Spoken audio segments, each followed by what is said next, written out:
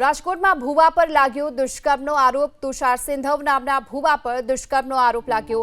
પરિણીતાને બેભાન કરી અનેક વખત દુષ્કર્મ આચર્યાનો આરોપ। ધંધામાં સારું થઈ જશે તેવી લાલચ આપી વિધિ કરવા માટે બોલાવ્યા।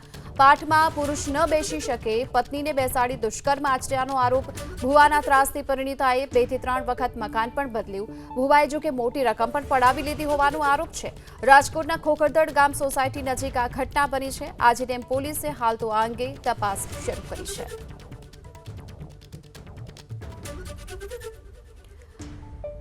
રાજકોટમાં તુષાર સિંધવ નામના ભુવા પર દુષ્કર્મનો આરોપ। આ અંગે પોલીસ ફરિયાદ કરવામાં આવી છે। ધંધામાં સારું થઈ જશે તેવી લાલચ આપી વિધિ કરવા માટે બોલાવ્યા અને પત્નીને બેસાડી દુષ્કર્મ આચર્યાનો આરોપ છે। પરિણીતાને બેભાન કરી અનેક વખત દુષ્કર્મ આચર્યું, તેને લઈને પોલીસ ફરિયાદ પણ નોંધાઈ છે। ઘટના છે રાજકોટના ખોખરદડ ગામ સોસાયટી નજીકની।